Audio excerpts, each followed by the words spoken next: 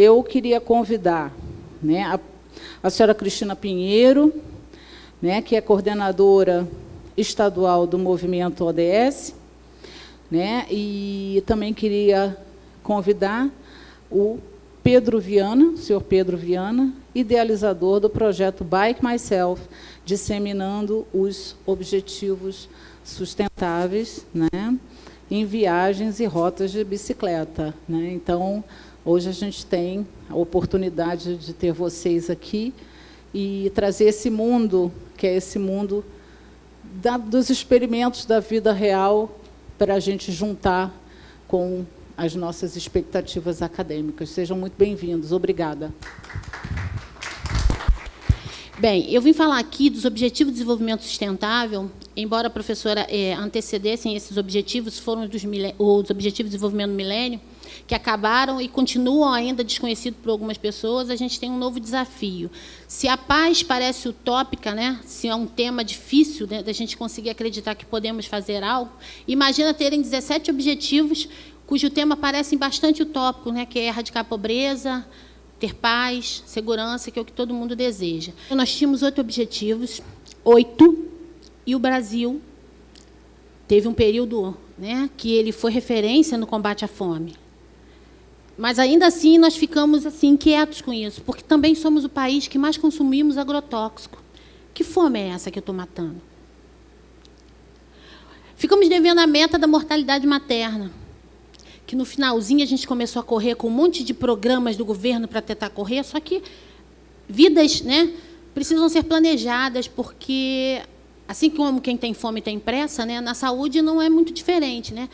E hoje nos preocupa muito, se tínhamos 8 objetivos e a gente ficou devendo um, e agora que a gente tem 17? E os desafios são muito maiores. Esses objetivos, eles são integrados, eles são interligados, eles são indivisíveis. Então, não adianta eu dizer aqui, olha, a base de tudo... Eu também sou professora, acho que a educação é fundamental, né? Paulo Freire foi um homem, para mim, excepcional. Mas como é que eu falo de... Tá, educação é importante, mas saúde e bem-estar também é.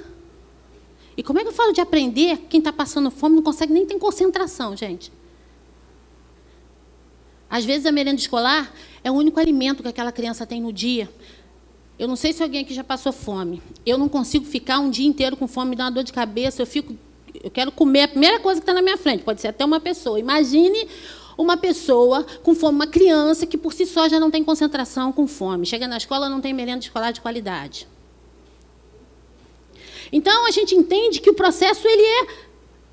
Estamos todos juntos. Se os objetivos estão unidos, a gente precisa estar muito mais. Bem, quem sou eu?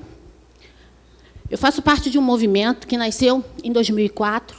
Esse movimento foi o movimento que mais trabalhou os ODMs no Brasil e no mundo. Fomos referência nacional no trabalho que fizemos. Recebemos prêmios. Nosso movimento ele fez uma parceria com o Programa das Nações Unidas. O Rio de Janeiro, na minha coordenação, porque o movimento é nacional, acontece em todo o Brasil, o Rio de Janeiro foi um estado de referência, cumprimos todos os objetivos que nos propusemos a fazer. É uma agenda que também é conhecida como Agenda 2030, as universidades estão discutindo bastante isso, e a gente também dá prêmio para pessoas que não aparecem na mídia, mas têm tanto valor quanto. Porque a gente reconhece de verdade que as pessoas têm o seu valor. E que cada um de nós pode contribuir de alguma forma para um mundo melhor. A gente falou aqui em paz. Que paz é essa? Paz do mundo? O objetivo 5 dos ODS fala da questão da mulher. E se eu perguntar para algumas mulheres com quem eu convivo e trabalho, eu vou perguntar, você quer paz aonde? Sabe onde ela vai me dizer? No lugar que deveria ser o melhor do mundo e que, para ela, é o lugar que tem mais risco. Porque os maiores índices de violência contra a mulher acontecem dentro de casa. E o mundo dela se chama casa. Mas é preciso estar pronto, gente, para essa discussão. Senão ela não vai acontecer. Senão a gente vai ficar vivendo achando que paz é coisa de... É tipo caviar, só ouvir falar. Quando ela precisa começar no lugar mais delicado da vida, que é a nossa casa. A diferença da agenda anterior é que ela foi discutida por especialistas da ONU. E aí a Agenda 2030, ela chama todo mundo para essa discussão. O que é melhor para todo mundo? Não é agenda para o mundo? E ela tem os 5P transformacionais, que são pessoas, prosperidade, paz, parcerias e planeta. Mireille, você não está dizendo nada que a ONU e grandes líderes mundiais discutiram. Então, a sua loucura está dentro do campo da normalidade, tá? Porque outras pessoas também desejam essa paz. Como que a gente vai buscar? A gente vai discutir isso junto. Pode parecer um tema utópico, acabar com a fome pode ser uma coisa que a gente não vai acabar. Mas eu não posso desistir, porque se eu desistir, eles vão ter me vencido. E dentro desses 17 ODS, eu tenho o grupo de desenvolvimento social, econômico e o ambiental. Por isso que é bacana, quando a gente vê as pessoas fazendo limpeza da praia, é legal, mas seria melhor ainda se ninguém sujasse, né? Porque a gente só limpa porque suja.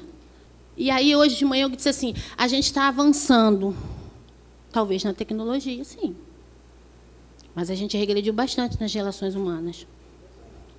A gente já não, como o professor disse hoje de manhã, que tocou nos seus alunos, que já é uma relação tão fria, né?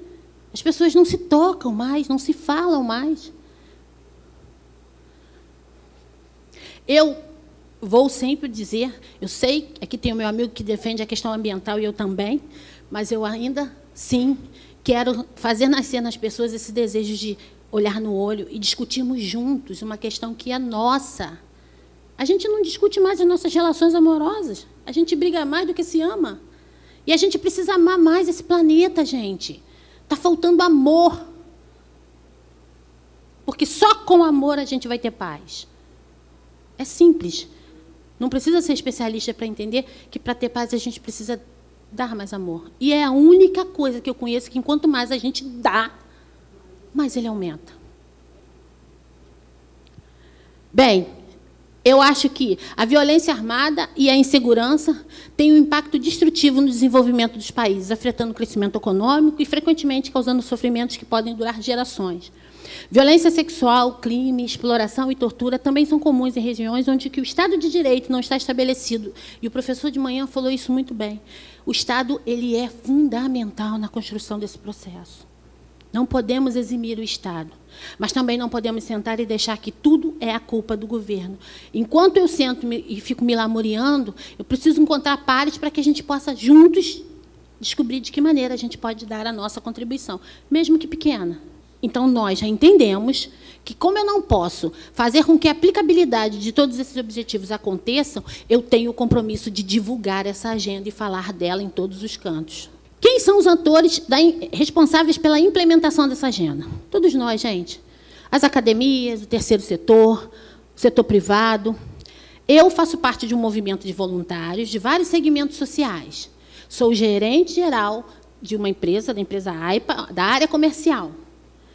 Vim de direitos humanos, fui do governo vim para o terceiro setor, hoje eu estou trabalhando numa empresa. Em todos os lugares por onde eu passei, essa agenda segue comigo, porque eu já entendi que isso é um compromisso que eu preciso levar. E, graças a Deus, na Bolsa de Valores hoje, a Bolsa está medindo o impacto que as empresas estão causando em relação a isso. Está gerando, ó. Como está gerando, mexendo no bolso, eu fiquei mais tranquila, porque aí eu sei que vai funcionar. Porque, para algumas pessoas, a coisa só funciona quando mexe no bolso. Então, algumas empresas elas vão ter que ser obrigatoriamente sustentáveis. E como eu falei em relação humana, a importância da sustentabilidade no tripé social, eu vou deixar aqui um recado do Einstein, que ele dizia que ele temia o dia que a tecnologia ultrapassasse a interação humana e nós teríamos um mundo de uma geração de perfeitos idiotas. E que a gente tenha mais paz, mais justiça e um mundo mais sustentável.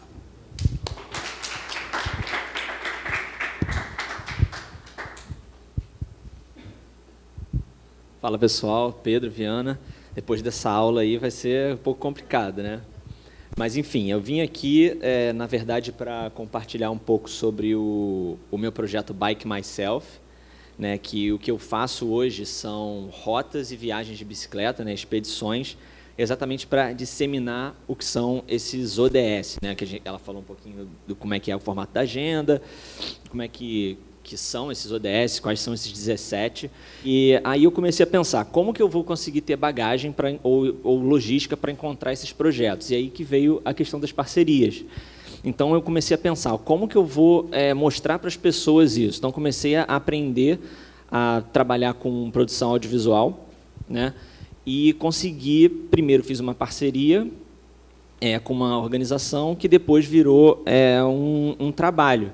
Hoje, o produto que eu tenho é a produção dos vídeos, mas toda a produção dos vídeos é conectada com o Impacto, e eu consigo atrelar isso através de parcerias que me pagam para fazer por exemplo, a viagem que eu fiz, as últimas duas, Colômbia e México, foi em parceria com uma organização, eles me mandavam para lá, para o país, eu produzia, junto com o trabalho que eles tinham de voluntariado lá, produzia vídeos para eles, e, em contrapartida, eu fazia para mim, falando dos ODS, porque o trabalho que as pessoas que eles mandavam para lá era conectado com os objetivos da ONU. Então, eu fazia um vídeo para eles de como é que é o trabalho das pessoas em loco, e para mim, para o meu projeto, eu fazia essa mescla de expedição de bicicleta e os ODS. Isso, na verdade, é até uma estratégia que eu uso, né? Óbvio que é a minha paixão, eu gosto de pedalar, mas se tornou uma estratégia, como uma porta de entrada para falar mais de sustentabilidade.